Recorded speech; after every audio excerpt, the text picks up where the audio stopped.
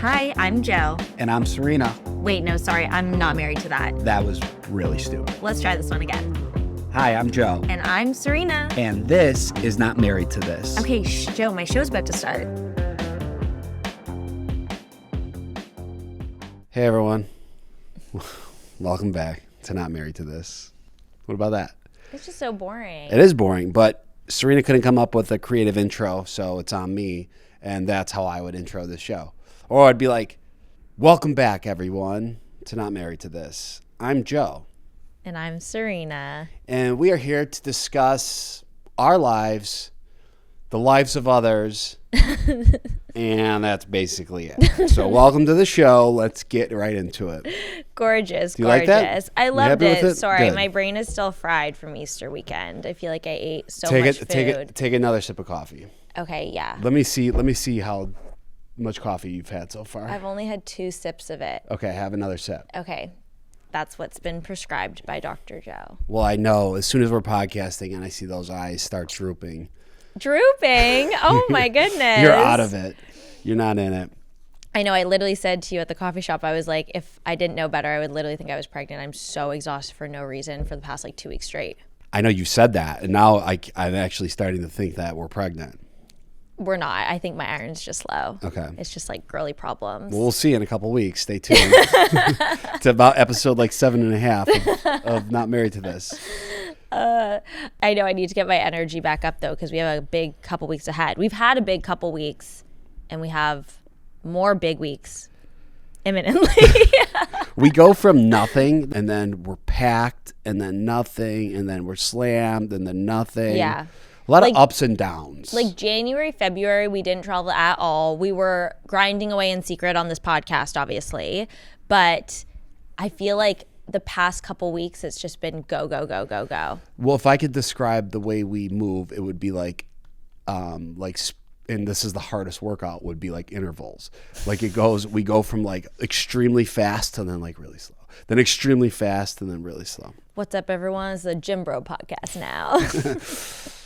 We have, we're going to have Coachella coming up, but we're not going to Coachella, actually. So that kind of takes that off our plate. But Coachella is this weekend, weekend 1. I know, we were invited. It's also the Masters and your birthday this weekend. Huge weekend for the country. I feel like it's Target. Big weekend for the country. What the fuck are you talking about? Big weekend for the country. Oh, man. We got massive Coachella. Weekend for the country. We got Coachella. We've got the Masters, and we've got Joe Mobley's 40th birthday, everyone. Do I need to explain to you how countries work? Because I know in episode 1 we were breaking down states. No. I'm just saying, there's a lot of activities, and we're hitting different groups of people. So we were invited to Coachella, but we wanted to go, but we turned it down because it is my 40th that weekend. Yes. And I feel like I would have looked at myself in the mirror and been like, you're a pathetic loser. Oh, no. You're turning 40 at an influencer house in Coachella would have been kind of not the right move. Not the vibe. And right? Look, it depends on the person, right? Depends on who you are. Maybe that's your dream. You've always wanted to go to Coachella. But I've been. You've been to Coachella. And yeah, I think you said you're like, oh, should we go? Obviously, I would have been down if it was a different weekend. Bieber's headlining, Somber's playing. It's an incredible lineup. Sabrina Carpenter. I've seen her actually live. But I just don't think that you, want to wake up and be like, happy 40th birthday to me around even just a bunch of strangers. We didn't really know anyone. We knew a couple people that were going, but it's not the same. You want to be with family and friends, I feel on a milestone birthday. Milestone. Okay. I'm not a big birthday guy. I'm truly not. I don't want a birthday party. I don't like it, but 40's different. 40's different. Tell me more. So 30 was cool because 30 was okay, I'm a grown up. Mm-hmm. I'm a grown man at this point. But in the next big one's 40. And 40's cool. 40's fun. Yeah. It's kind of sexy. Yeah, it's so sexy. I feel like I'm this is as sexy as I've been. But the next big one after 40 is 50. Yeah. Is 50 sexy? 50 could be sexy. Look, you can be sexy at any age 18 plus, you know? Yeah. So yes, 50 is sexy as well. But I think Well, do you think do you believe that there is an 85-year-old out there that you would consider sexy? 85. Not at my ripe age of 28, you know? Yeah. Like yeah. 85, we were talking dead ass my grandparents. Yeah. So there's got to be some sexy 85-year-olds 100%. And even if they, at the very least, they're feeling sexy, you know? Cubs game. We're going to the Cubs game for my 40th. Yes. Pivot. Cubs game. That'll be fun. That is more like who I am as a person. Yes. I asked Joe a million times, like, what are we going to do? What should we do? I really wanted to throw you a party. I tried really hard. I presented a variety of different options, but that's just not you and that's not your vibe. And you know what? I respect that. And I want, more than anything, I just want you to enjoy your birthday. You know what I mean? I don't really care what we're doing. I just want you to have a really nice day. So we're staying at a nice hotel, which is your favorite thing ever. You love staying at nice hotels. I do. It brings you more joy than probably our marriage. And on top of that, you wanted to go to the Cubs game. I look over, what day was it? I look over on like Wednesday of last week, and Joe is like, he's pulling out his credit card. I'm like, what are you doing? He's like, I'm buying Cubs tickets. I'm like, you gave me one thing that I was allowed to do for your birthday, and you said, I want to go to the Cubs game. I've already texted his brother and his brother's wife on the side and been like, hey guys, tickets on me for Joe's birthday. I want us to, like, the four of us to go to the Cubs game, and like it'll be fun, and I'm gonna get us great seats, and that's gonna be his gift, and it's gonna be fantastic. And you're literally like one click away from buying the tickets. I was like, you have to be kidding me. You were such a saboteur. Okay. Well, first of all, going back to what you said about I love hotels more than our marriage, I don't want to keep talking about divorce on this podcast. I feel like we're doing it a lot. But if we were to get divorced and I had an endless amount of money, Yeah. I would live in 5-star hotels. I know. You say that all the time. I think it would just be such a great life. You would love it. And I don't want you to overspend for my birthday. And the fact that you already spent what you spent and then you're getting Cubs tickets, I was like, I'll just buy the Cubs tickets. Plus, I wanted to get them early before they went up in price. No, I know. But they keep losing, so they'll probably go down in price. I'd already been looking at seats, and I was like, okay, I'm going to buy these right now. You can sit next to me and watch me do it. We'll pick the seats together. And I think that we got good seats. Yeah. And I'm excited. I think we're going to have a lot of fun. We're going to go to your parents for dinner. Your dad's going to make Italian food probably, hopefully. Yeah, it'll be fun. Fingers crossed. What do you want for dinner? Your dad's watching right now. You want to place your order? No, let's move on. You want to keep talking about dinner? I'm hungry. I know. I can tell. Well, we went to a really good dinner party the other night, and we had pizza.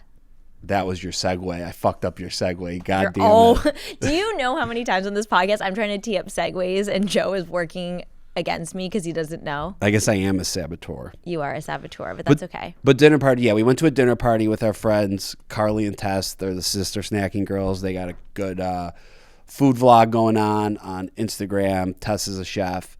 They invited us to a dinner party. So I was like, yes. Because I trust them throwing a dinner party because they're food people, and I know there's going to be enough food and it's going to be good. Yeah, and they're just good people. So I know that they're going to invite other good people. But when it comes to dinner parties in general, I'm usually like, I don't know if I want to do that. Dinner parties are a risk. They're such a risk. Yeah, because you're also committed to a certain amount of time. Yeah, it's not like, oh, it's a cocktail hour, like pop in, say hi to the host, grab a drink, pull an Irish exit whenever you feel like it. You know, you can stay for 30 minutes, you can stay for 2 hours. A dinner party, you're like, you could roll up and be like, what did I just walk into? And you're locked and loaded for at least 2.5 hours. You've never pulled an Irish exit in your life. You are not capable. Yes, I have. You are not capable of doing it. I'm with you 24/7. I've been to multiple events with you. You need to say goodbye to someone. Yes. Okay. I will typically say goodbye to someone, but that's so funny that you say that because when I was in university, Sarah and I would go out. Sarah best friend and roommate. We would go out together like 99% of the time we were together. She would have to say goodbye to every single person at the bar that we knew. And I literally started saying to her, I'm going to get in an Uber without you. Like, I'm literally, the Uber's here. I'm not saying goodbye to a single person. I'm not being swindled to staying. I don't feel a need to Irish exit unless the people that I know there are going to try to convince me to not exit. You know what I mean?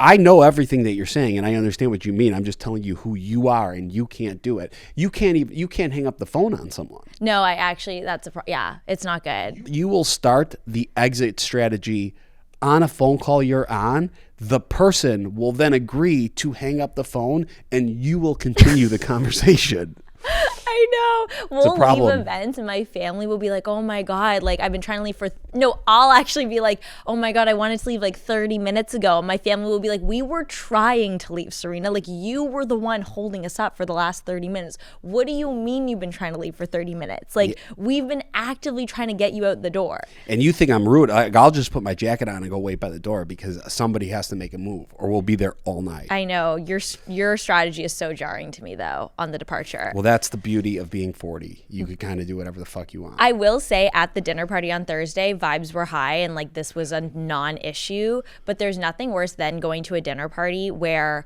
you don't have an assigned seat and then like the seating plan of the table ends up being where like no one is sitting with anyone they want to be sitting with. Or like, I disagree. Really? I don't mind the free for all for seating. No, I get so stressed out. Not me. I like it. It's kind of like it's all a gamble at this point. Who am I going to sit next to? Shocking that you love the gamble of it all. It's fun. It is. Well, for you, I guess. Yeah. Well, I think we should get into the relationship topic of the week because we got a lot to talk about. Relationship topic of the week. Cue music. Cue music. So if you live in New York, you probably know this is going on. If you watch Summer House, you definitely know this is going on. If you're a Bravo fan, you probably know this is going on. If you live under a rock or my brother, my dad, you probably don't know this is going on. Correct. So, Summer House. Yes. There's been a ton of drama going on with this show right now. Yeah, and I will say the show itself this year has been on the boring side, but like the more interesting part is what is going on off show. Yeah, which is always interesting when that happens, when you've got something that's like medium interesting, but then the online element is boosting. Well, the network is probably coming in their pants because they're like, this is incredible for us. Like the show, they were probably like, this is going to be a slower season. Then no, it's probably their best season. Well, they were banking on probably the Amanda Kyle relationship, them unraveling. Yeah. To be the main thing. Unfortunately, we never root for divorce as much as we're always joking about it. Yeah, we are destined for divorce in this. Don't say that. We love talk love. About it way too we much. love. Okay. Yes. I am going to break down the situation quickly for people listening that might not know what's going on. And then Joe and I are going to give our opinions on the girl code of it all and the guy code of it all. Because I do think it's different. Are you ready? I've never been more ready. Okay, I'm thrilled. So, on this show called Summer House, a group of friends, guys, if you watch Summer House, either dissociate for about 45 seconds already. or just lock in. You're good. Lock in. Give the breakdown. Okay. It's taking way too long. The girl can't exit or intro. Throw me off. No, you're there. You have it. You have it in your bones. Summer House, a group of friends goes to the Hampton every single summer and they get filmed. Kyle and Amanda are a married couple. They have been together since season 1 of the show. They are together. They're married, okay? That's correct. You're doing great. Keep going. In January, they put out a statement that they are getting divorced. Okay.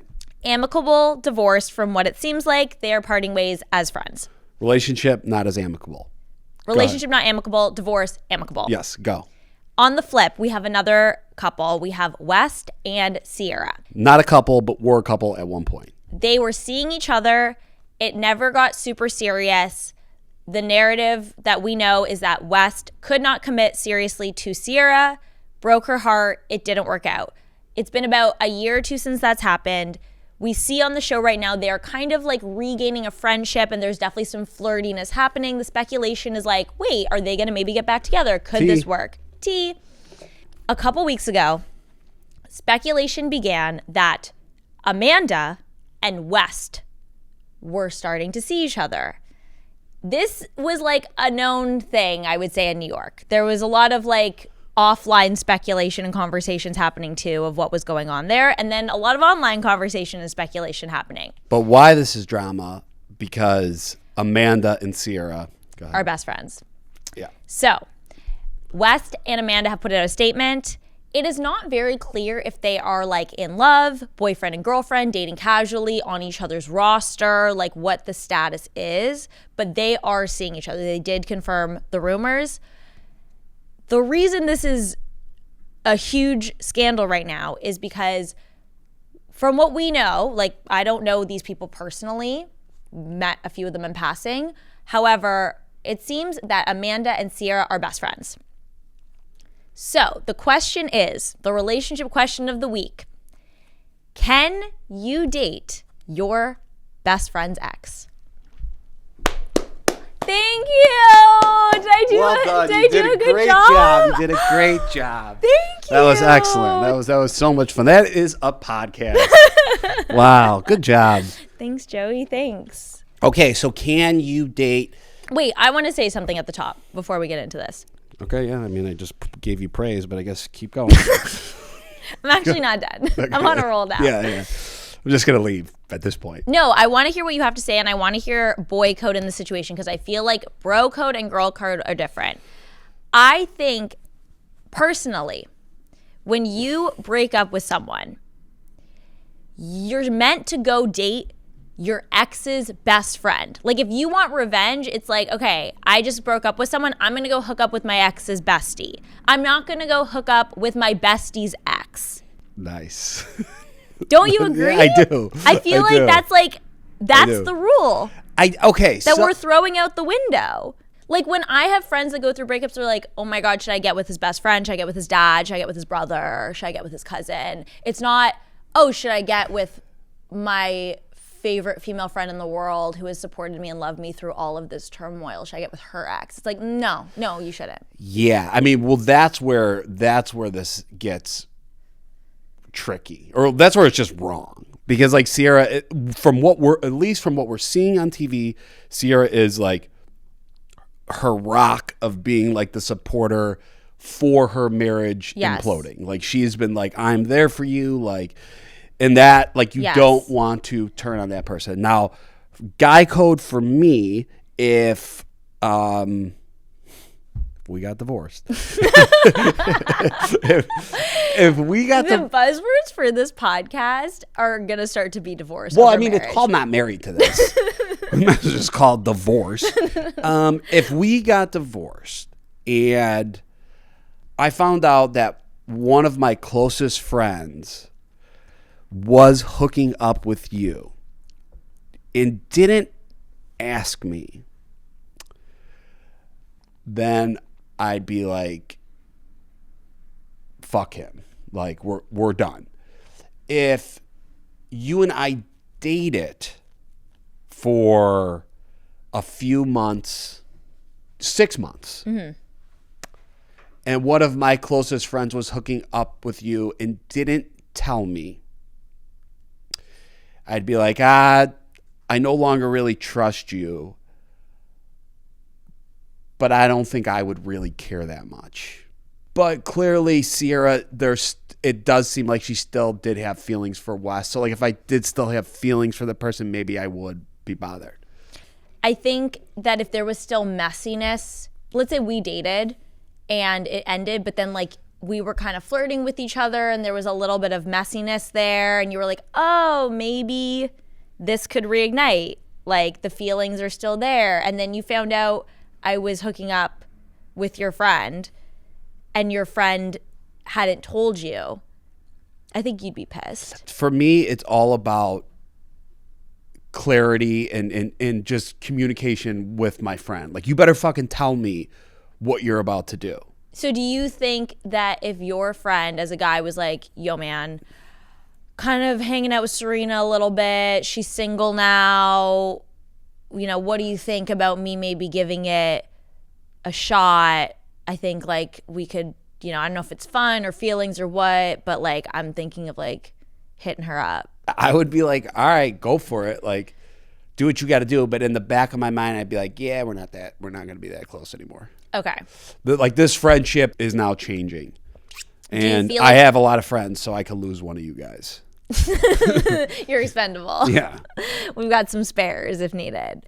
Okay, as girl code, I feel like it's so much stricter. Yeah, you were like absolutely not. Like you're even if you look at that person, you're dead to me. I mean, I don't know if I would have gone to like murder, but I would definitely not be friends with you anymore. Yeah. Why? I mean, with the summer house situation, the layer that we're not really including in this conversation is that they are all friends, and that does create messiness. So I do think there's something to be said of like when you have an independent friendship with the person your friend's dating. However, like one of my best friends dated someone that I was also had an independent friendship with. We kind of like worked together and like we were buddies. When my friends date someone, even if they like just hook up with someone, that person is no longer like a human man to me. Like they are just like, I don't know. It's like you no longer see them in a sexual light.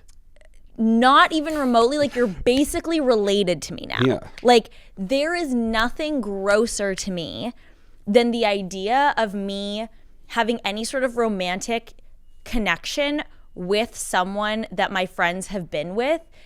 It actually makes me like physically uncomfortable to even think about having to share a romantic interaction with one of my friend's exes, because like it's just not, in my mind, it's just completely inappropriate. There's no need. There's like 1 million boys on the street. And I don't want to lose that friendship. I think that if you are willing to do it, you are willing to lose that friendship. Do you know what I mean? Like if I went after one of my friend's exes, to me that indicates I don't really value that person as a friend in maybe the way that I claimed to or thought I did. Okay, so what if the person that you do end up with, so like let's say Wes and Amanda get married and they end up it's the love of their life for both of them. Yeah. Is that worth it? Okay, so yeah, it does pose the question, like with cheating, affairs, scandals, like does love make it okay?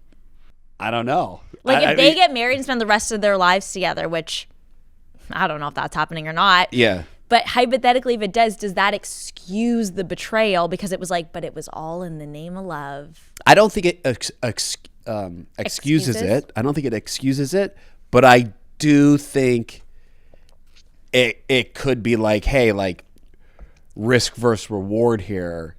Right. Selfishly, I'm happier than I would have been if I would have stayed friends with you. Right, like it was a sacrifice worth making almost. Yeah. That friendship was the sacrifice in order for you to have this long-term love. Yeah. I guess you answered it for bro code. I'm trying to think now for girl code if there's ever a world where you can have a conversation with that friend and like when is the appropriate time to have the conversation? Like before you do it? Yeah, like do you wait to be like, okay, wait, there's something going on here. I could see this being serious. Let me have the conversation. I think you have to do that right. You have to do that fast. You have to do that at the beginning. Otherwise, the person is going to think, like, even if I'm in the friend group, like in the summer house friend group, I'm taking Sierra's back because at the end of the day, I'm like, I no longer think I could trust you two. Yeah. Like, and if I can't, it's very, like, I don't want to be friends with somebody that I feel like I can't trust.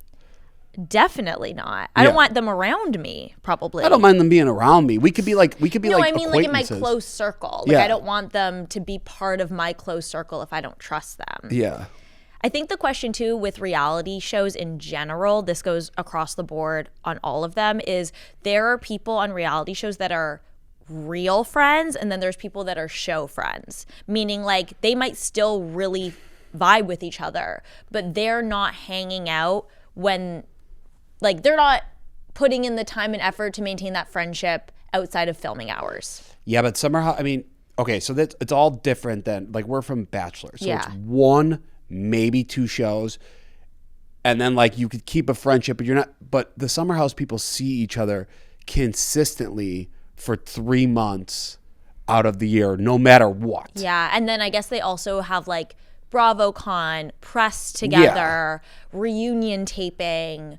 Like it's a year-long journey. So even if you're not quote unquote real friends, meaning like if one of you left the show, you might not continue that friendship full time.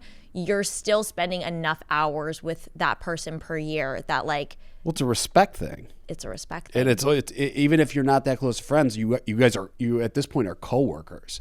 So it's like, do you respect your coworker? Have you been in a situation where your friend has tried to get with one of your exes, or you've tried to get with one of your friend's exes? I mean, ex is like a strong term. Let's say ex encompasses anything more than just like a one night stand. Not really. I mean, I'm sure Clay's done it to me. But yeah, I mean, like, I think it's just how serious you were dating, like how serious you were dating the person. Yeah. And that's when it would be like, I think for any of my friends, if they were seriously like in love or in dating that person, like I would most likely always stay away. And I think we could just kind of wrap it with the fact that like there are so many people in this world, like just kind of don't fuck your friends' exes. And then everything is going to be pretty simple for you. Unless you're like, I'm willing to let that friend go. However, it's still a huge betrayal that you're going to have to live with. And I just don't think I could live with it. Okay. And I don't think you could either. Yeah, we'll see. No, actually, we won't see. Well, we are wishing Sierra the best, and we will see how this all unfolds.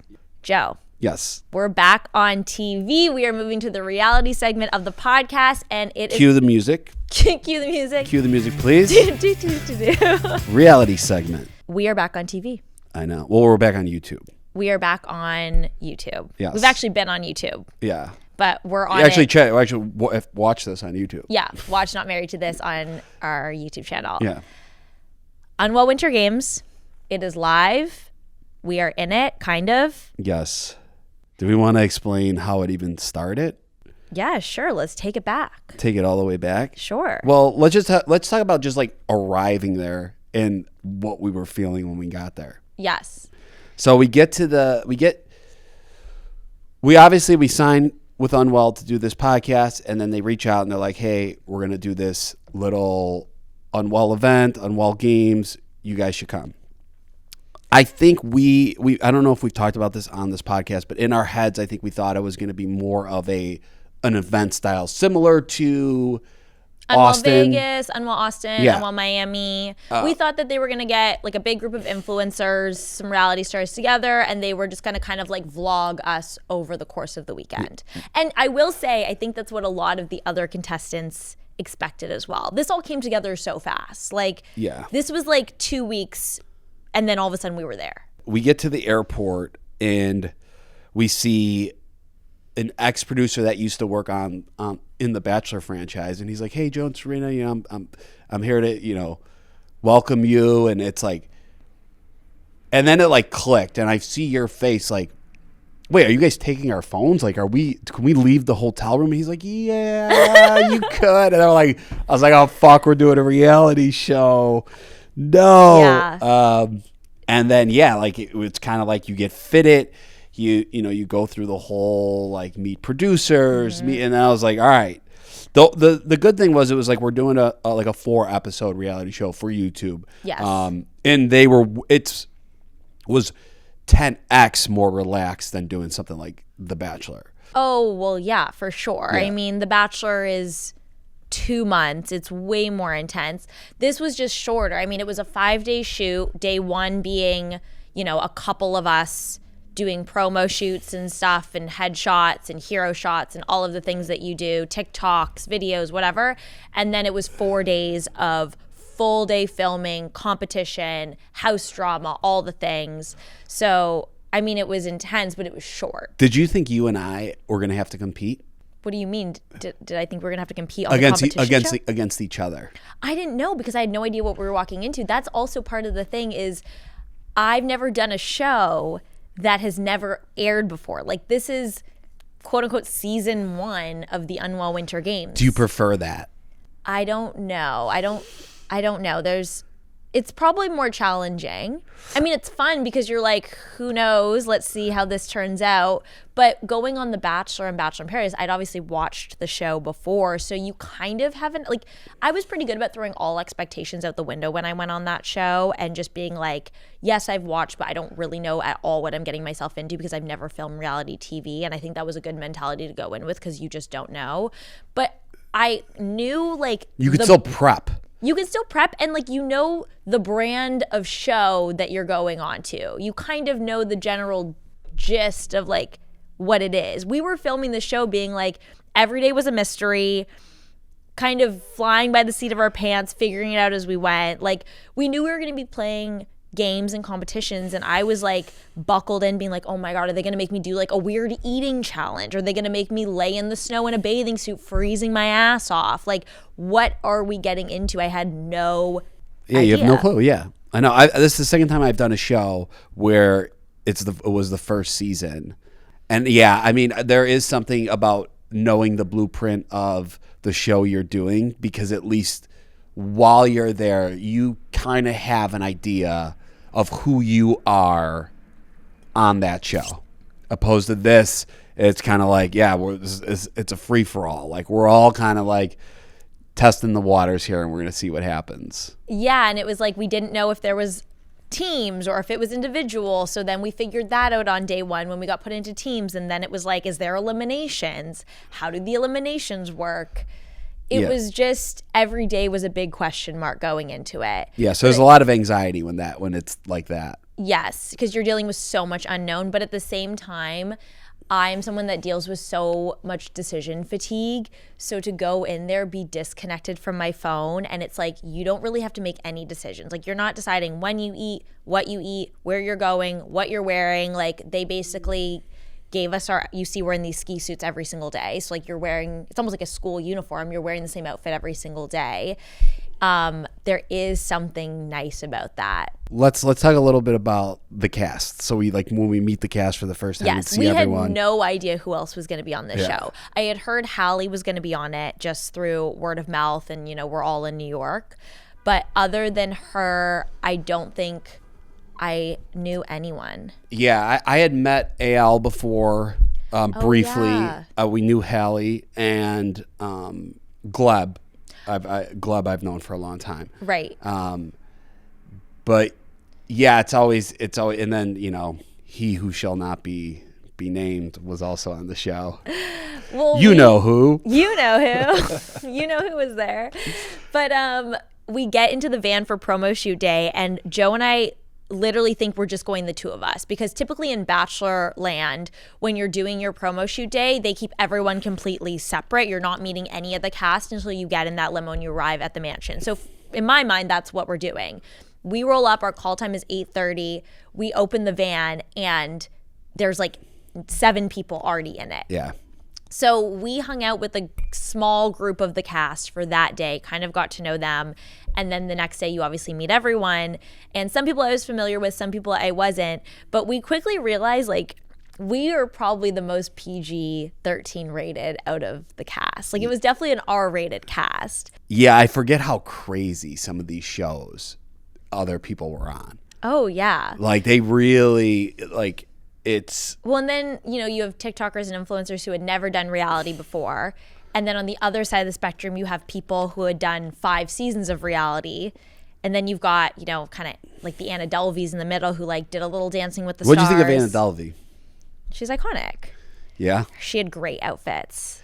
She was nice. She was so quiet. She was quiet. She kind of is like more like reserved personality than I thought she was. You know, she's just strutting around in her fur and her ankle monitor and her heels and looking fabulous. But yeah, she is more I don't know what the word I'm looking for is. I guess just like quiet. Yeah. Reserved. Yeah. It is interesting though, the backlash online has been extreme, I would say, regarding some of the members of the cast. He who shall not be named. He who shall not be named plus others. And I guess I wasn't expecting that when we filmed the show because we filmed it back in January. We obviously knew there was a lot of quote unquote TV villains on the show.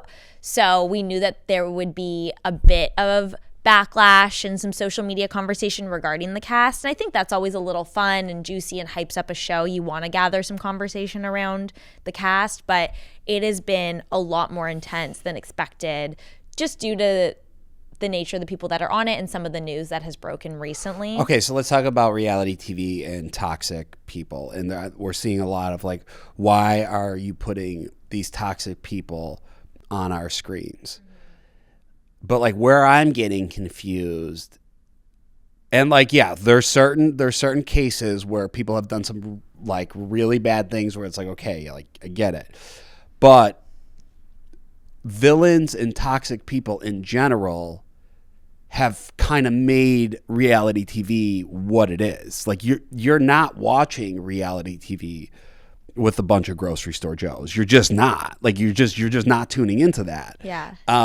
You do need. I mean, I would. Love you. Yeah, thank you. I mean, I would too. But you're not. So like you do have to have villains to have a hero on all these shows. Yes, that is 100% true. You need the villains to have a hero. And I don't think there was any villain though on. I mean, obviously there's people that are there. Everyone's like Dakota. Everyone's like, he's fucking toxic. Like, get him off our screens. But I don't know. In the confines of the show we just did on Unwell Winter Games, I don't think he was a villain. I don't think anyone was really a villain. The only one that was in a little bit of, or actually a good amount of drama, was Juliet. yes. With Juliet and Cameron got into it. Yes, which we can break down kind of our perspective on that in a second. The last thing I'll say about the cast is I think we're in an interesting period of time with reality TV casting because reality TV was kind of built on the backs of toxic people. If we look at Jersey Shore, the OG Real Housewives, a lot of the Vanderpump Rules guys. I mean, these are not people that you're aspiring to be. These are people that you find to be entertaining. I do think we're in a little bit of a time where the bad behavior model isn't working as well as it used to. And people are starting to say, like, I don't want to give these people a platform. Yeah, but do we know well, simultaneously, they do have the most engagement on social media and the highest following. Yeah. So, like, the data and the emotions are not, like, lining up 100%. The truth is, if Dakota came out right now and put out a TikTok or an Instagram reel, everyone's like, get this toxic man off my screen. But if he puts that out, it's going to get millions of views. Totally. I do think, though, that networks are moving away from being as risky. I think they're becoming more risk averse. But that's the interesting thing about platforms like YouTube, right? Like, you're not accountable to a network. Which I believe is the future. I think I think it's all going to YouTube. I think people are going to definitely move towards YouTube for sure. But yeah, we'll see. I don't know. I mean, Joe and I, we're not villains. We were just grateful to be invited. Not yet. If you stick around in this industry long enough, you will turn into one. But so far, we were just happy to be there. We hung out a lot by the bar. Well, let's talk a little bit about the Juliet drama. Yeah, let's get into that. So, sorry, I'm just like thinking back to that night. Okay. Because it was crazy. So Joe and I, the night all the Juliet stuff went down, Joe and I got cut probably like 30 minutes to an hour before everyone else did. We left with Anna that night. You boring motherfuckers, get out of here. Yeah, they're like, you guys aren't making any TV. You're ruining our television we're trying show. to get people to hook up. Get out of here. So me, Anna, and Joe get in a van. We go back to the hotel. Joe and I end up at the lobby bar of the hotel. We're off camera. We're unmiked. We're hanging out with Hannah and Gleb, just like having drinks in the lobby. The next wave of cast that gets cut comes to meet us. It's like Juliet, Hallie, Cameron, Ayal, some of the producers. We're all just vibing. Alyssa's there. They had definitely been like having some more drinks at the house after we got cut. So they're like a few drinks ahead of where we're at.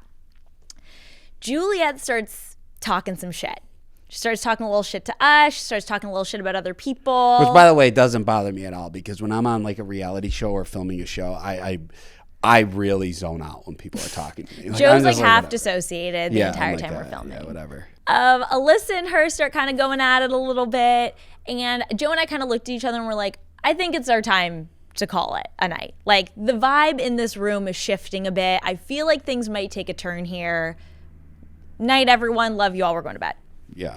The next morning we wake up, lo and behold, shit had gone down at the bar the night before. Yeah, between her and Cameron. But the funny thing is, like, when you are filming one of these shows, like, it happens all the time because people drink at night. Yeah. And then the next day you just feel the shift in the room of, like, people are mad. Yeah. Yeah. I remember I was People getting are mic'd up mad. that morning and I was like, so how was last night? Like, how late did you guys stay up? Yeah. And it was like, oh, we stayed up late and also Cameron's pissed. Yeah, it's always it's kind of like the real world where it's like the later The show or like the actual real world? like the actual real world, Okay. not the show. It's not a throwback, but in life, the later you stay out, the more likely you're going to get into some shit. That's just how it works. Well, it's like Go home early. what in How I Met Your Mother when they're like, there's a whole episode based on the fact that nothing good happens after 2 a.m. Yeah. You know? Yeah, I Nothing good happens after 2 a.m. I think we went to bed not even that late. We stopped to be watching honest. that show. How I Met Your Mother? Yeah. I know, you didn't like it. I didn't dislike it. You're the reason we stopped watching it. That's true. I'm like in the studio right now. The studio's really good. Yeah, this is amazing. It took me months to get you to watch that. I knew you would love it. Oh, shoot, we're watching. We started Real Housewives, Real Housewives of Rhode Island. which I actually like. Yeah, you really I do like it because liked I it feel like too. I'm watching people from my neighborhood just wealthier. Yeah. It's just a prettier set. It's like America's Home Videos for Joe. Yeah, I mean when they talk, I'm like, oh my god, I know exactly who these people are. I also think that you like watching shows that are set in beautiful places. Yeah. And Rhode Island is an aesthetically beautiful place. They're on the water. It's summer. These houses are incredible. Well, I mean, it depends what part. I mean, they all clearly have a lot of money. Yes. And they're in a very nice setting, nice neighborhoods. Yes. But our girl Ashley I's on it. Yes. Shout out Ashley I. I'm happy for her. She's back on TV. I thought she looked great in the first episode. Yeah, watching her and looking at her face and looking at her as a person, and I just remember, like, I was just like, wow, good for you, because you took a big risk by doing, like, this is different. Like, this is so much different. Even though, like, you're Ashley I from the Bachelor franchise, you've cried 1,000 times, you open up on social media. Yes. And she's a vulnerable person. But it's different when you step into the Bravo Real Housewife world. Like, you are really opening up your relationship, your family, your life is now, like, gonna get exposed, and that's risky. But like, she took a risk by doing it. I don't think I could ever do Housewives. I do not think I am built for it. I really don't think I could do it.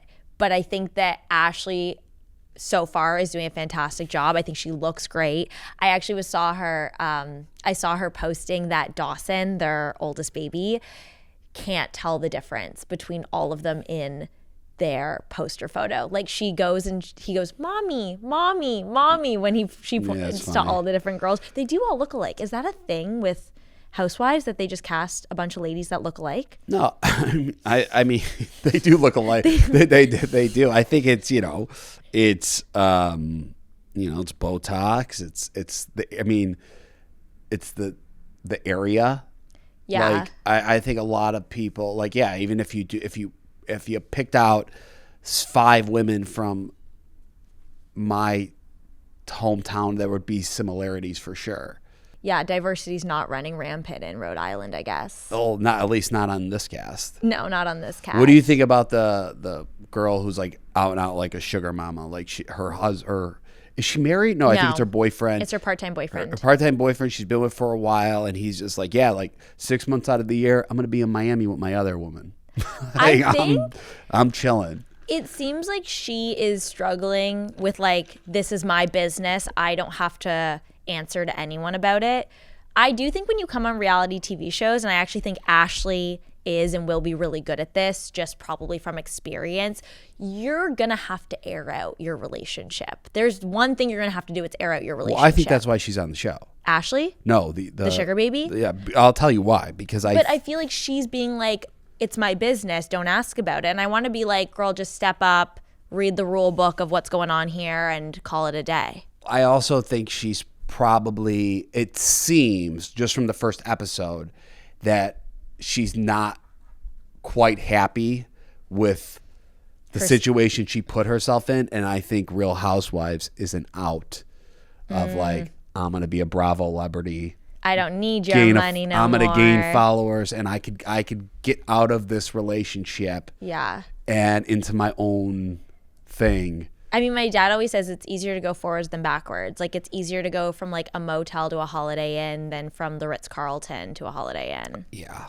that is so true. So she's been set up for a good 10 years, it sounds like. She's probably like, I can't just go back to my everyday living. No, I would do the same. If I was her, I'd be like, yeah, get me on a fucking reality show. Yeah. Especially the Real Housewives. Go girl. Yeah. I love it. I think she's going to get out of it. I would say I'm going to make a prediction. Okay. My prediction is by season 2, she's single. Okay. I'd say even by season 1, but I'm going to give myself better odds. I'm going to go season 3. Okay. But we will see. We will see. Prediction segment. Music. Cue. Music. Immediately. Predictions. What's the first prediction? First prediction is, who do you think is going to come out as a special guest appearance at Coachella? So a lot of the time at music festivals, artists will bring out a surprise. I understand what bringing out a special guest is. Okay. Oh my gosh, I'm so sorry. Jesus. I'm so sorry. I don't know everyone who's headlining Coachella. Do you want me to list out a few for you? That'd be great. Okay, so Sabrina Carpenter, Justin Bieber, Somber. I'm trying to think. I have these like written down somewhere. I'm going to say Sabrina Carpenter brings out, you know who I think she brings out? Who? Maura Higgins. What? No, Joe, that it has to be someone that can sing with her. Maura Higgins isn't getting up there and belting a tune. Okay. Oh, Addison Rae's also performing. Carol G. Who do you think? Who do you think?